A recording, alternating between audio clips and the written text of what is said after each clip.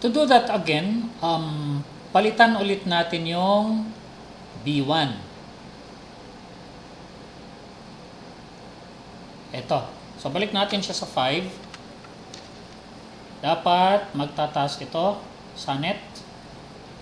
Yan. So, naging 2.1. Balik natin siya sa 6. Naging 2.4, 6.5.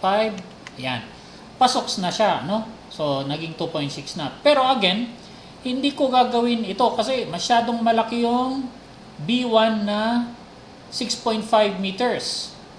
Take note na pasado na siya sa shear, pasado na siya sa beam punching shear, pasado na rin siya sa rebars, and pasado na rin siya sa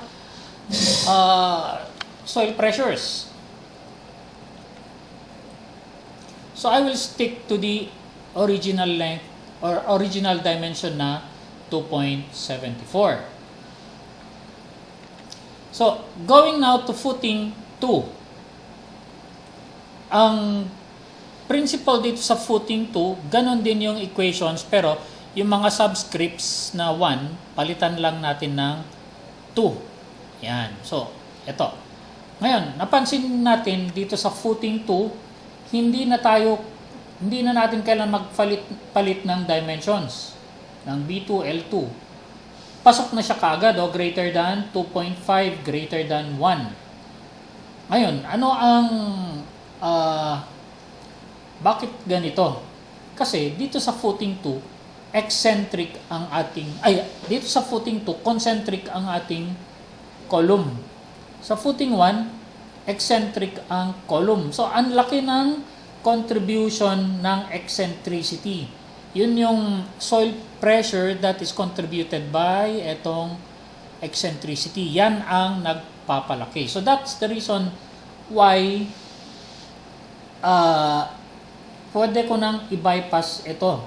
As long as na pumasa lahat. From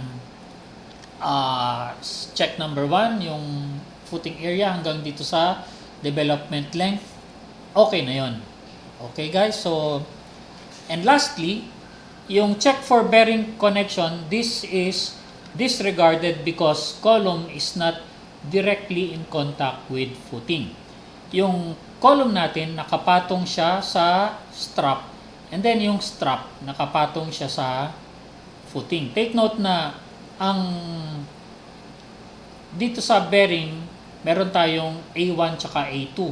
Ngayon, yung bearing area, masyadong malaki kasi kino-consider mo yung beam width tapos yung length ng strap na nakapatong sa footing. So obviously masyadong malaki yun compared dun sa cross section ng column. Kaya so that's enough reason to disregard na natin tong bearing connection. Okay guys, so that completes our design investigation of strap footing.